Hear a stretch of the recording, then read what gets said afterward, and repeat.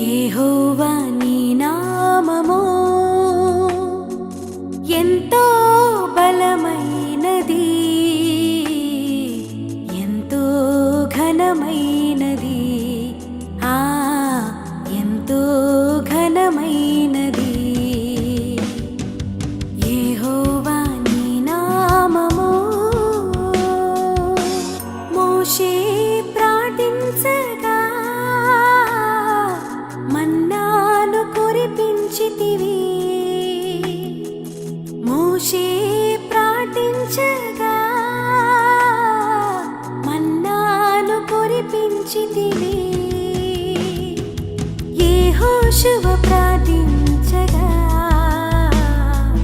సూర్య చంద్రుల నాపితివి. సూర్య చంద్రుల నాపితివి. యెహోషువ ప్రార్థించగా సూర్య చంద్రుల నాపితివి. సూర్య చంద్రుల నాపితివి. యెహోవా నీ నామము. కీర్తనల గ్రంథము 61వ కీర్తన మొదటి 2 చరణాలు అందరం కలిసి చూద్దాం. దేవా, నా మొర ఆలకింపుము, నా ప్రార్థనకు చెవియొగ్గుము. నా ప్రాణము తల్లడిల్లగా బూదిగంతముల నుండి నీకు మొర్రపెట్టుచున్నాను. నేను ఎక్కలేనంత ఎత్తైన కొండపైకి నన్ను ఎక్కించుము. ఈరోజు దేవుడు నా హృదయంలో పెట్టిన భారం ఏంటంటే, మనము చేయలేని దానిని ఎలా చేయగలము అనే అంశాన్ని మనం ధ్యానం చేస్తున్నాం. నేను ఇలా రాసుకున్నా, how to do what we can't. మనం చేయలేని దాన్ని ఎలా చెయ్యాలి, మనము చేయటానికి శక్తి లేని దానిని మనం ఎలా చేయగలం. చాలాసార్లు మనం ఏదైతే చేయాలనుకుంటామో దాన్ని చెయ్యలేక నిరాశపడుతూ ఉంటాం. అలాంటిదే దావీదు భక్తుడు ఇక్కడ ఒక ప్రార్థన చేస్తున్నాడు. ఏమని ప్రార్థన చేస్తున్నాడు? నేను ఎక్కలేనంత ఎత్తైన కొండపైకి నన్ను ఎక్కించుము. దేవుని దగ్గరకు వచ్చిన ప్రతి బిడ్డ ఇలాంటి ఆశ కలిగి ఉండాలి. ఎలాంటి ఆశ అంటే, నేను ఏదైతే చేయలేకపోతున్నానో దాన్నే చేయటానికి నాకు శక్తి దయచేయి అని ప్రార్థన చేయాలి. సింపుల్గా మనం ఇలాగంటాం. సాతానుడు మనం చక్కగా మోసం చేస్తాడు. ఎలాగనంటే, నువ్వు చెయ్యాలనుకున్నావు కానీ నువ్వు చేయలేకపోతున్నావు కదా, నీ తప్పేంటి? కనుక నువ్వు చేయగలిగినంత చెయ్యి, చేయలేని దాన్ని వదిలేయి. అది సాతాను మనకు చక్కగా నేర్పే మంచి పాఠం. చాలామంది ఇలాంటి నిర్ణయాలతో ఆగిపోతారు, తర్వాత పడిపోతారు. ఈ మనసు మనలో చాలాసార్లు వస్తుంది. ఏ మనసు? చేయగలిగింది చేస్తాం కానీ చేయలేనిది ఎలా చేస్తాం? డానియేల్ అన్న 1,00,000 మందికి సువార్త చెప్పమన్నాడు. అయితే అయ్యిద్దా ఏంటి? రోజుకు ఒకళ్ళకి సువార్త చెప్పమన్నాడు. అదేమన్నా ఈజీయా ఏంటి? చెయ్యాలనుకున్నాము కానీ కుదరటం లేదు, సో వదిలేద్దాం. ఇలాగా మన అభివృద్ధికి మనమే, మన బలహీనమైన ఆలోచనే ఆటంకమైపోతూ ఉంటుంది. దేవుని బిడ్డలారా, గుర్తుపెట్టుకోండి, దేవుడి దగ్గరకు వచ్చిన ప్రతి బిడ్డకు ఉండాల్సిన ఆలోచన ఏంటంటే, చేయగలిగింది చేసేది లోకం, చేయలేనిది చేసేది సంఘం. ఆమేన్ చెప్పండి అందరూ. చేయగలిగిందే చేస్తుంది లోకం, కొన్నిసార్లు అది కూడా చేయకపోవచ్చు. కానీ దేవుని బిడ్డలు దేవుని దగ్గరకు వచ్చినాక మనం మనల్ని బట్టి కాదు, మన శక్తి మన సామర్థ్యాన్ని బట్టి కాదు, దేవుని శక్తిని బట్టి. అందుకే దావీదు, నేను ఎక్కగలిగిన కొండకు నన్ను ఎక్కించంటల్లా. ఎక్కడికి ఎక్కించమంటున్నాడు చెప్పండి పిల్లలు? చదువుకునేటప్పుడు నాకు వచ్చినంతవరకు చదువుతా, నాకు రాకపోతే పుస్తకాలు పక్కన పడేసి దిండు కింద పెట్టుకొని నిద్రపోతా అనే టైపు కాదు దావీదు. నాకేదైతే రావటం లేదో, నాకేదైతే కష్టమైన సబ్జెక్టో, నేను దేంట్లోనైతే ఫెయిల్ అవుతున్నానో దాంట్లోనే ఫస్ట్ వచ్చేటట్టు చెయ్యి. నేను ఏదైతే చేయలేకపోతున్నానో అదే చెయ్యాలి. నేను ఏదైతే గెలవలేకపోతున్నానో దాన్నే గెలవాలి. నేనేదైతే విడిచిపెట్టలేకపోతున్నానో దాన్నే విడిచిపెట్టాలి. నాకు ఆ శక్తి కనుక మొదట మనం ఏదైతే చేయలేమో దాన్ని చేయటానికి మనకు ఉండవలసింది మొదట ప్రార్థనా జీవితం. ఇక్కడ దావీదు దేవునికి మొర్ర పెడుతున్నాడు. చదవండి ఇంకొకసారి 61. దేవా, నా మొర్ర ఆలకింపుము, నా ప్రార్థనకు చెవియొగ్గుము అంటున్నాడు. నా మొర్ర ఆలకింపుము, నా ప్రార్థనకు చెవియొగ్గుము. నా ప్రాణము తల్లడిల్లగా బూదిగంతముల నుండి నీకు మొర్రపెట్టుచున్నాను. నేను ఎక్కలేనంత ఎత్తైన కొండపైకి నన్ను ఎక్కించుము. నా ప్రాణము తల్లడిల్లగా, ప్రాణం తల్లడిల్లిపోతున్నప్పుడు ప్రార్థన చేస్తున్నాడు. ప్రాణం పోతున్నప్పుడు వదిలేయాలి కదా. ప్రాణము తల్లడిల్లిపోతున్నప్పుడు దావీదుకి ఇంకేం కావాలి? ప్రాణాన్ని కాపాడుకోవటం కావాలి. కానీ ప్రాణం పోతుంటే ప్రార్థన చేస్తున్నాడు. ఆమె చెప్పండి. అంటే తుది శ్వాస వరకు ప్రార్థన పట్టు వదలటం లేదు. నేను అదే చెప్తూ ఉంటాను. మనము చివరి శ్వాస వరకు మన విశ్వాసాన్ని, మన ప్రార్థన విడిచిపెట్టకూడదు. మనం చేయాల్సిన పని మనం చేయాల్సిందే. దావీదు ప్రాణం తల్లడిల్లిపోతుంది, కానీ దావీదుకు ఒక ఆశ అయితే ఉంది. దావీదుకు ఒక ప్రార్థన ఉంది. ఏమని చేస్తున్నాడు తెలుసా? నేను ఎక్కలేకపోతున్నాను, నేను ఎక్కలేనంత ఎత్తైన కొండపైకి నన్ను ఎక్కించు. ఆ కసి ఉంది, ఆ ఫైర్ ఉంది, ఆ ఆసక్తి ఉంది. అందుకే గొర్రెలు కాసుకునేవాడిని తీసుకెళ్ళి ఎక్కడికి పెట్టాడు? గొప్ప రాజుగా చేశాడు. కనుక ఇది ప్రార్థనతో సాధ్యం. అందుకనే మీ ఫెయిల్యూర్స్లో మీకు ఒక ప్రార్థన పట్టు ఉండాలి. మీరు ఎక్కడ ఓడిపోయారో, ఎక్కడ జారిపోయారో, ఎక్కడ ఎక్కలేకపోతున్నారో, ఎక్కడ దిగజారిపోయారో, ఎక్కడ పడిపోయారో ఆ అంశం కాడ మీరు నిలబడి ప్రార్థన చేయాలి. ప్రభువా, ఇదిగో నేను ఎక్కలేనంత ఎత్తైన కొండ. కొన్నిసార్లు ప్రార్థన కొండ, ప్రార్థన జీవితము. నేను చేయలేకపోతున్నాను, గంట కూడా ప్రార్థన చేయలేకపోతున్నాను. మనం గంటలు మాట్లాడతాం, దరిద్రపు మాటలు. ఫోన్ పట్టుకున్నాం అంటే దరిద్రం పట్టినట్టుగా. అదే వ్యక్తి ప్రార్థనలోకి వచ్చేటోడికి దురాత్మ పెట్టినట్టు నిద్రపోతారు. ప్రార్థనకు వచ్చేటోడికి నిద్ర వస్తుంది, ప్రార్థనకు వచ్చేటోడికి ఇసుకొస్తుంది, ప్రార్థనకు వచ్చేటోడికి కళ్ళు మంటలు, ప్రార్థనకు వచ్చేటోడికి ఒళ్ళు మంటలు. మిగిలిన పనుల కాడ ఏముండవు. సో మనము సక్సెస్ కాలేకపోవటానికి మన ప్రార్థన హీనత. దేవుడు పక్షపాతి కాడు. దేవుడికి ఎవరు శత్రువు లేడు, దేవుడికి ఎవరు బంధువు లేడు, దేవుడికి ఒకళ్ళని ప్రేమించి ఒకళ్ళని దేశించే దేవుడు కాదు. దావీదు దేవుడే మన దేవుడు, అబ్రహాము దేవుడే మన దేవుడు, ఇస్సాకు దేవుడే మన దేవుడు, యాకోబు దేవుడే మన దేవుడు, భక్సింగ్ గారి దేవుడు, యేసన్న గారి దేవుడు, దేవదాసయ్య గారి దేవుడే మన దేవుడు. కాబట్టి మనకు దరిద్రం బట్టి ఇటు కూర్చున్నాం. మనకు పట్టుదల లేదు, మనకు భారము లేదు, మనకు కన్నీళ్ళు లేవు. మనకు ప్రార్థనలో ఒక కార్యం చూసే వరకు మనం వేచి ఉండలేదు. దేవుడికి తెలుసు వీళ్ళ ప్రార్థనలన్నీ దరిద్ర ప్రార్థనలే. వీళ్ళు ఎంతసేపు చేస్తారు, వీళ్ళంతా తిండిబోతులు, వీళ్ళు నిద్రపోతులు, వీళ్ళు సాధిస్తారా పోడా, కాబట్టి వీళ్ళకి ఏదో ఒక మెతుకట్టయితే చాలే, తృప్తి పడి వెళ్ళిపోతారు అనుకుంటాడు దేవుడు. మనం కార్యం చూసే వరకు కన్నీరు కార్చలేకపోయాం, కదలకుండా కూర్చోలేకపోయాం, పట్టుదలతో పోరాడలేకపోయాం. It's our failures, it's not God's failure. So నువ్వు ఏదైనా సాధించాలి అనుకుంటే అది అసాధ్యం అనుకోబాకు, ప్రార్థనలో సాధ్యం చేసుకో. ప్రార్థన చేయటం కనుక నీకు సాధ్యమైతే కార్యం చేయటం దేవునికి సాధ్యమే. కనుక మనం ప్రార్థన పెంచండి. ఏది మనం జయించలేకపోతున్నాం దాన్ని మనం ప్రార్థనతో జయించాలి. సో ప్రార్థన అనేది నీకు ఒక దేవుని ప్రసన్నతనిస్తుంది. దేవుని the presence of God, the power of God. ప్రార్థన ద్వారా నువ్వు దాన్ని పొందుకుంటావు.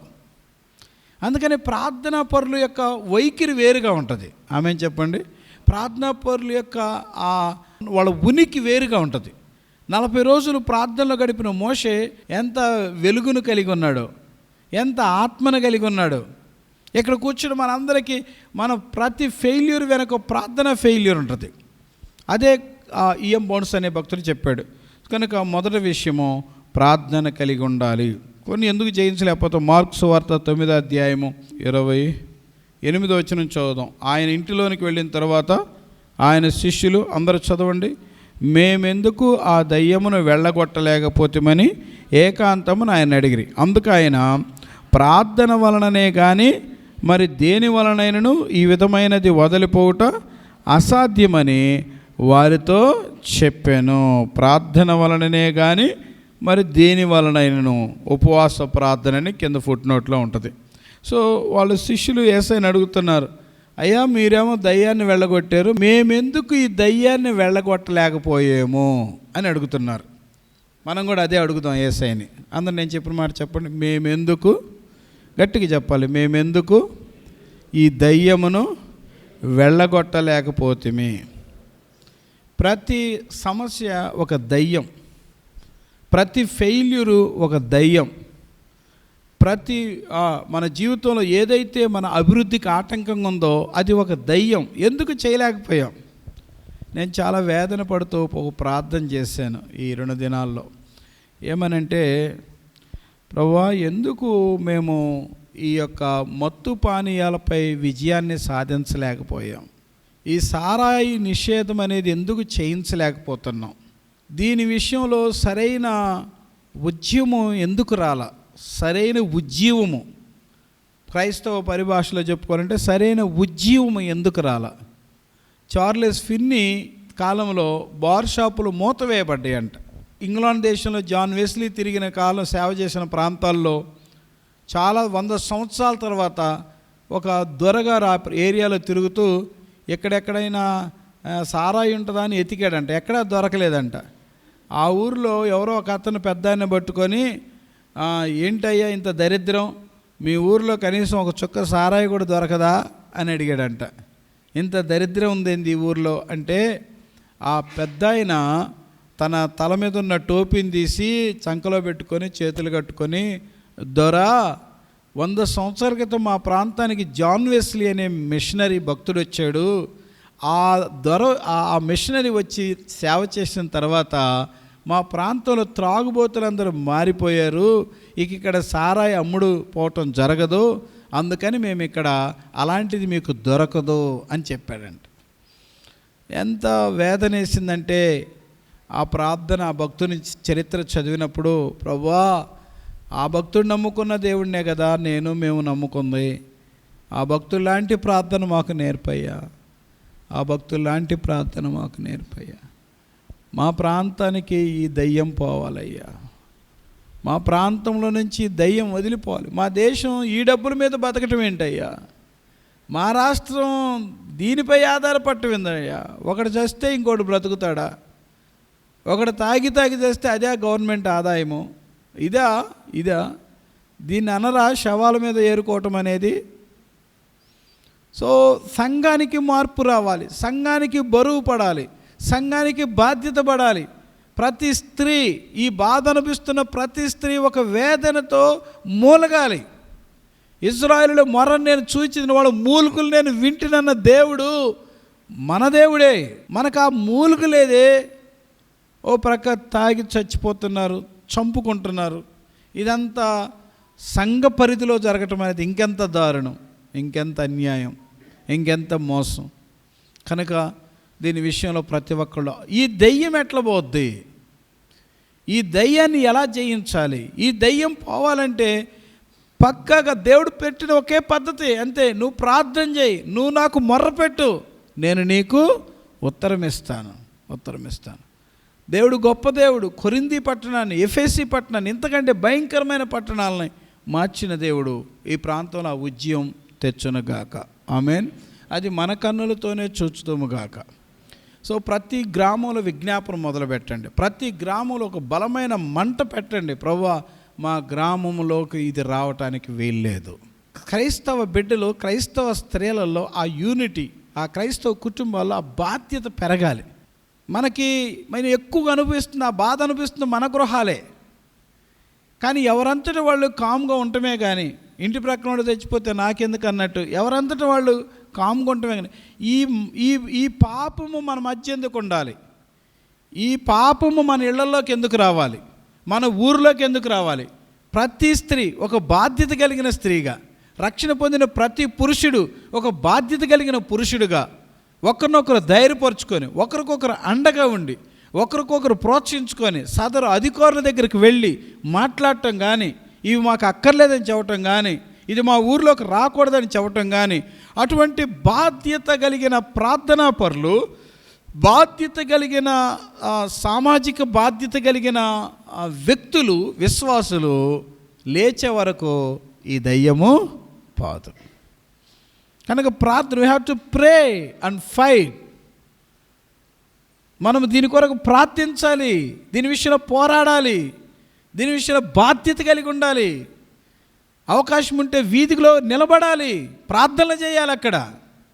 ఆమెను చెప్పండి, గట్టిగా చెప్పండి. బాధ్యత కలిగిన బిడ్డలు బయటికి రావాలి. భక్సింగ్ గారి కాలంలో వీధుల్లో మోకరించేవాళ్ళు. అందుకే ఆ ఇప్పుడున్న దరిద్రాలు అప్పుడు లేవు.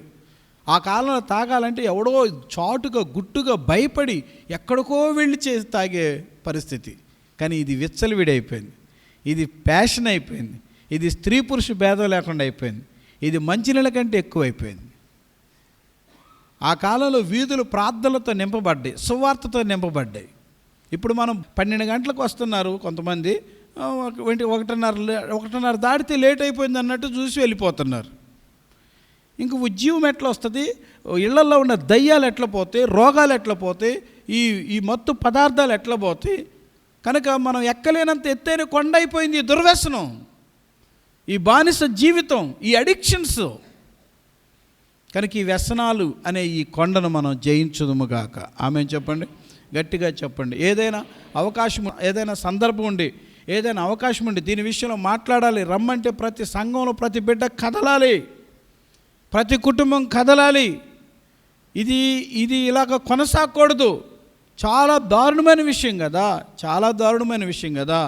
ప్రార్థనకు వచ్చే ఒక తండ్రిని కన్న కొడుకు నరికి చంపటం అది చిన్న విషయమా? ప్రార్థనకు వచ్చే ఒక బిడ్డ, ఒక కుటుంబము ఇలాగా త్రాగి చనిపోవటము ఇది చిన్న విషయమా? ఇది చిన్న విషయం. అది వారి బలహీనతని మనం కొట్టేటే సరిపోతుందా? ఈ బలహీనతను జయించడానికి మనకంటూ ఒక బాధ్యత. అసలు దాని విషయంలో ఆ దయ్యము అంటే ఆ వ్యసనము అంటే నేను ఒక మాట చెప్పాలనుకున్నా, అది మనిషిని పరిధి దాటిపోయింది, మనిషి శక్తి యొక్క పరిధిని దాటిపోయింది. ఐజాక్ అని చెప్తున్నాడు, నర్సోపేటలో ఒక డాక్టర్ చెప్పాడంట, బాబు నీకు హార్ట్ స్ట్రోక్ వచ్చింది, స్టంట్ వేయాలి. అయితే ఒకటి గుర్తుపెట్టుకో, స్టంట్ వేసినాక నువ్వు త్రాగకూడదు, స్టంట్ వేసినాక నువ్వు త్రాగితే వెంటనే చచ్చిపోతావు. మరి నువ్వు ఆలోచించు, నువ్వు త్రాగనంటే నీకు స్టంట్ వేస్తానంటే, ఆయన నాకు స్టంట్ అయిపోయినా పర్లేదు కానీ నేను ఉండలేనండి, ఉన్నంతకాలం ఉంటానండి, స్టంట్ వేయించుకోకుండా ఇంటికి వెళ్ళాడంట. అంటే ప్రాణం పోయినా పర్వాలా, అలాగైపోయింది మానసిక స్థితి. ఇంకొక ఆయన అలాగనే బైపాస్ సర్జరీ చేశారు, త్రాగకూడదని చెప్పారు. బైపాస్ సర్జరీ అయిపోయినాక ఇంటికి వచ్చి మరుసటి రోజే తాగాడు, వెంటనే సీరియస్ అయిపోయింది, హాస్పిటల్కి వెళ్ళాడు, చచ్చిపోయాడు. అంటే మనిషి తన ప్రాణానికి మించిపోయింది, తన ప్రాణం కంటే కూడా ఎక్కువైపోయింది. ఇది ప్రాణం పోయినా పర్వాలేదనే స్థాయికి దిగజార్చింది ఇది. ఈ దయ్యము నుంచి దేవుడు మన ప్రాంతాన్ని విడిపించాలి, సంఘము దీన్ని ఎత్తిపట్టాలి. ఆమేన్ చెప్పండి. వ్యభిచారులు మార్చిన దేవుడు, దొంగలను మార్చిన దేవుడు, గజ దొంగలు మార్చిన దేవుడు, ఫ్యాక్సలిస్ట్ని మార్చిన దేవుడు ఈ దుర్వ్యసనంతో బానిసలైపోయి చచ్చిపోతున్న బిడ్డల్ని మార్చగలడు. సో మనం ప్రార్థన చేద్దాం. కనుక ఒకటి ప్రార్థన, రెండవది మనం జయించలేని దాన్ని ఎలా జయించవచ్చు. రండి దేవుని యొక్క వాక్య వెలుగులోకి మనం నేర్చుకుందాం. రోమాపత్రిక 7వ అధ్యాయము 23వ వచనం చదువుదాం. వేరొక నియమము నా అవయములలో ఉన్నట్టు నాకు కనబడుచున్నది, అది నా మనసునందున్న ధర్మశాస్త్రముతో పోరాడుచు నా అవయములలోనున్న పాప నియమమునకు నన్ను చెరపట్టి లోపరుచుకొనుచున్నది. అందరూ చదువుదాం. అయ్యో నేనెంత దౌర్భాగ్యుడును, ఇట్టి మరణమునకు లోనగు శరీరం నుంచి నన్ను ఎవడు విడిపించును? మన ప్రభు అయిన యేసుక్రీస్తు ద్వారా దేవునికి కృతజ్ఞతాస్తుతులు చెల్లించున్నాను. కాగా మనసు విషయంలో నేను దైవ నియమమును, శరీర విషయంలో పాప నియమమును దాసునై ఉన్నాను. కాబట్టి ఇప్పుడు క్రీస్తు యేసునందున్న వారికి ఏ శిక్ష విధి లేదు. క్రీస్తు యేసునందు జీవమునిచ్చు ఆత్మ యొక్క నియమము పాప మరణముల నియమము నుంచి నన్ను విడిపించెను. ఒకటి ప్రార్థన అయితే, రెండవది పరిశుద్ధాత్మ లేక దేవుని ఆత్మ లేక క్రీస్తు ఆత్మ. అంటే పౌలు భక్తుడు అన్నాడు, నన్ను ఎవడు విడిపిస్తాడు అంటే విడిపించబడాలనే ఆశ ఉంది, కానీ విడుదల రావటంలా. అది పౌలు యొక్క వర్షన్. తనకైతే విడుదల పొందాలని ఆశ ఉంది. నేను ఈ పాపం చేయాలనుకోవటంలా, చేయకూడదు అనుకుంటున్నాడు. నేను ఏదైతే చేయకూడదు అనుకుంటున్నానో దాన్ని చేయకుండా ఉండలేకపోతున్నాను. దీని అంతరే కారణం ఏంటంటే నాలో పాప నియమం ఉంది, అది నన్ను ఈడ్చుకొని పోతుంది. ఒకటి సముద్రంలో ఏదో కట్టెలో కలప వస్తుందని చెప్పి ఎగిరి దూకి పట్టుకుంటే అది ఒక కలప కాదు, అది ఒక పెద్ద ఎలుగుబంటి. ఈ దాన్ని పట్టుకొని తెచ్చుకుందాం, అది కట్టె అనుకొని దాన్ని పట్టుకొని తెచ్చుకుంది, ఇది దూకితే కానీ అదే ఈయన్ని పట్టుకుంది. దాని ద్వారా లాభం మొత్తం అనుకుంటే అసలు అది ఈయన్ని లాక్కొని పోతుంది. ఒడ్డునున్నవాడు కేకేస్తుందంట, ఒరేయ్ వదిలేసేయరా, దాన్ని వదిలేసేయరా, నువ్వు రారా, నువ్వు బయటికి రా, కొట్టుకుపోతున్నావు, బయటికి రారంటే వాడు అంటున్నాడంట, అరే నేను వదిలేసాను రా, నేను బయటికి రావాలనుకుంటున్నాను రా, నేను దాన్ని పట్టుకోలేదురా, అదే నన్ను పట్టుకుంది అని ఇచ్చాడంట. అదే నన్ను పట్టుకుంది, నేను విడుదల పొందలేకపోతున్నా. చాలాసార్లు ఇదే మన జీవితంలో జరుగుతుంది. అది ఏదైనా కానీ ఏ బలహీనతైనా, అది పాపమా, చెడు స్నేహమా, దుర్వ్యసనమా, లోక స్నేహమా, శరీర కోరికలా, ఈ లోకంలో ఏదైనా సరే కొన్ని మనం విడిచిపెడతాం. ఎవరు కూడా వాంటెడ్గా నేను దీంతో చావాలి, దీంతో రోగం తెచ్చుకోవాలి, ఈ పాపంతో రోగం తెచ్చుకోవాలి, ఈ పాపంలో చచ్చిపోవాలి, దీంతో నరకానికి వెళ్ళాలని కొంచెం విజ్ఞత ఉన్న ఏ మనిషి కోరుకోడు. వాళ్ళు అనుకుంటారు, నాకు వద్దిది, నేను చేయకూడదు, నేను తినకూడదు, నేను త్రాగకూడదు, నేను చూడకూడదు, నేను వెళ్ళకూడదు, నేను పట్టుకోకూడదు, నేను ముట్టుకోకూడదు అనుకుంటారు. కానీ మనిషికి పౌలు అన్నట్లు నన్ను ఎవడు విడిపించును, నాకెవరు విడుదలిస్తారు, నేను విడుదల పొందలేకపోతున్నాను. చిన్న విషయాలకే మనం విడుదల పొందలేం. కొంతమంది చూడండి, ఫోను బానిసలు అయిపోతారు. అది తీసేస్తే గొడవలు అవుతాయి, అది తీసేస్తే కొట్టుకుంటారు, దాన్ని పగలగొడతారు కొంతమంది. మొన్న ఒక ఆయన 20,000 రూపాయల సెల్ పగలగొట్టుకున్నాడు. దాన్ని పగలగొట్టుకుంటున్నారు కొంతమంది. పిల్లలు దానికి బానిసలు అయిపోతున్నారు, పెద్దలు దానికి బానిసలు అయిపోతున్నారు. అది లేకపోతే ఏం లేదన్నట్టున్నది. చిన్నదే, అది చిన్న విషయమే. ఇలా కొంతమంది స్నేహాలు విడిచిపెట్టమంటే విడిచిపెట్టరు. అవసరం తల్లిని విడిచిపెడతారు, తండ్రిని విడిచిపెడతారు. కడుపులో పెట్టుకొని పెంచి పెద్ద చేసి కళ్ళ పండగగా చూసుకున్న తల్లిదండ్రిని క్షణంలో విడిచిపెట్టేసి మోసగాళ్ళ మాటలు విని వెళ్ళిపోతారు. పెద్ద కష్టంగా ఉండలేదు వాళ్ళకి. కొందరైతే చంపేసుకుంటున్నారు. అంటే ఈ పాపము నుంచి ఎవరు విడిపిస్తారు? పౌలు అదే అంటున్నాడు, నన్ను ఎవడు విడిపించును. చక్కని మాట చెప్తున్నాడు, ఒక జవాబు చెప్తున్నాడు 8వ అధ్యాయం 1వ వచనంలో. ఇప్పుడు అందరూ చెప్పండి, ఇప్పుడు క్రీస్తు యేసునందున్న వారికి ఏ శిక్ష విధి లేదు. క్రీస్తు యేసు యొక్క జీవమునిచ్చు ఆత్మ యొక్క నియమము పాప మరణముల నియమము నుంచి నన్ను, అంటే పరిశుద్ధ ఆత్మ దేవుడు మనలోకి వస్తే, ఆమె చెప్పండి అందరూ, పరిశుద్ధ ఆత్మ దేవుడు. అందుకే నేను ఈ రోజంతా రాత్రి నేను మెసేజ్ ధ్యానించడం కంటే ప్రభు పాదాల దగ్గర కూర్చున్నా. ఏమనంటే, నీ ఆత్మతో నన్ను నింపు. ఇప్పుడు లోపల ఆత్మ కరెక్ట్గా ఉంటే, పరిశుద్ధ ఆత్మదేవుడు లోపలుంటే బయట బాడీ బాగా పనిచేస్తుంది. ఆమె చెప్తారు, ఒకసారి గట్టిగా చెప్తారా? ఒకసారి నిజంగా నాలంటే ఆయన ఈ వాల్ క్లాక్ పనిచేయటం లేదని చెప్పి, ఇది చాలా కాలం మన వాల్ క్లాక్లు ఎందుకో మనకు అచ్చుబాట్లేదు, ఏది పెట్టినా పని చేయటం లేదు సరిగా.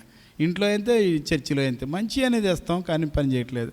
సో వాల్ క్లాక్ పని చేయటం లేదని చెప్పి మెకానిక్ దగ్గరికి గడియారం బాగు చేసి అతని దగ్గరికి ఆ ముళ్ళు బీక్కొని వెళ్ళాడంట. ముళ్ళు తిరగట్లేదండి. అతని దగ్గరికి వెళ్ళి, సార్ నేను మంచి కొత్తదే కొనుక్కొచ్చాను కానీ ఇది టైం చూపించట్లేదు, ఈ ముళ్ళు తిరగటం లేదు, ఈ ముళ్ళు తిరిగేటట్టు చెయ్యి అన్నాడంట. ఆ మెకానిక్ చూసి, ఇది ఏదయ్యా ముళ్ళు తెత్తే ఎట్లా, ముళ్ళు కాదు ముళ్ళు కింద ఉన్నదాన్ని తీసుకురాయ్యా అన్నాడంట. ఈ ముళ్ళు కింద ఉన్నదాన్ని, ముళ్ళు కింద ఉన్నదాన్ని అని చెప్పి మళ్ళీ ఇలాకి వెళ్ళి ఆ ముళ్ళు కింద పేపర్ ప్లేట్ ఉంది కదా, నంబర్ ప్లేటు, ఆ నంబర్ ప్లేట్ తీసుకొని వెళ్ళాడంట. సార్ ముళ్ళు కింద ఉన్నది తెచ్చాను సార్ అన్నాడు.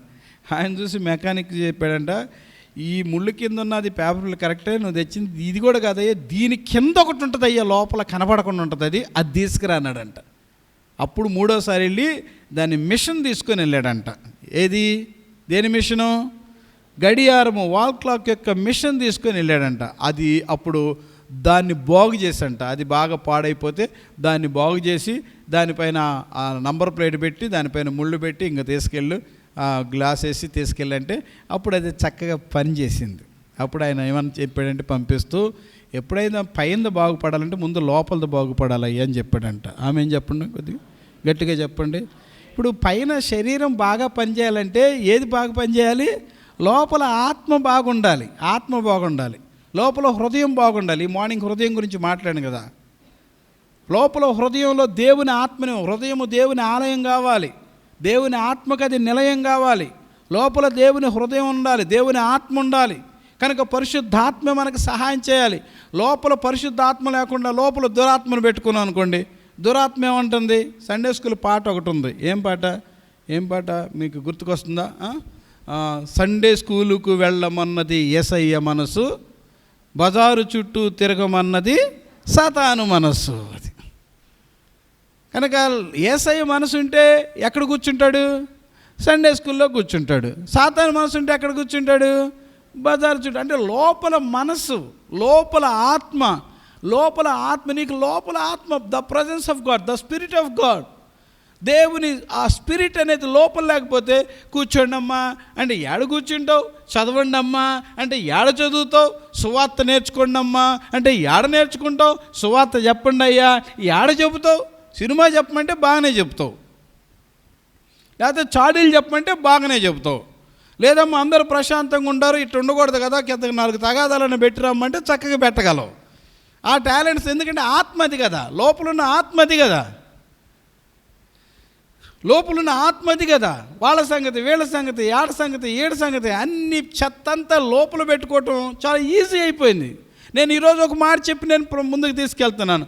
అడగండి, పరిశుద్ధాత్మదేవా నువ్వు నాలోకి రా, పరిశుద్ధాత్మదేవా దేవుని జీవమునిచ్చు ఆత్మ యొక్క నియమము ఏదైతే నువ్వు విడుదల పొందలేకపోయావో, ఏదైతే నువ్వు చేయలేకపోతున్నావో, ఏదైతే నువ్వు విడిచిపెట్టలేకపోతున్నావో, ఆ పరిశుద్ధాత్మ దేవుడు లోపలికి వచ్చినప్పుడు ఆయన నిన్ను సర్వసత్యంలోకి నడిపిస్తాడు.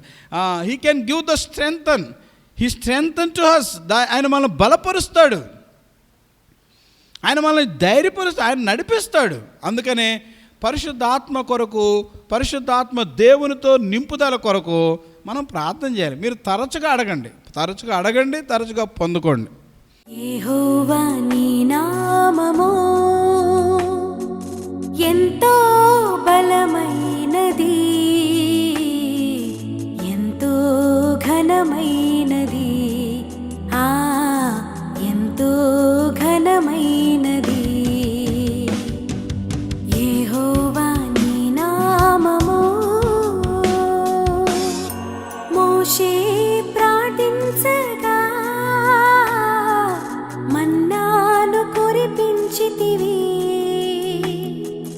మోషే ప్రార్థించగా మన్నాను కురిపించితివి. యెహోషువ ప్రార్థించగా సూర్యచంద్రుల నాపితివి, సూర్యచంద్రుల నాపితివి. యెహోషువ ప్రార్థించగా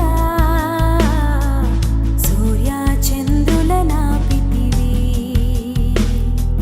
సూర్యచంద్రుల నాపితివి. యెహోవా నీ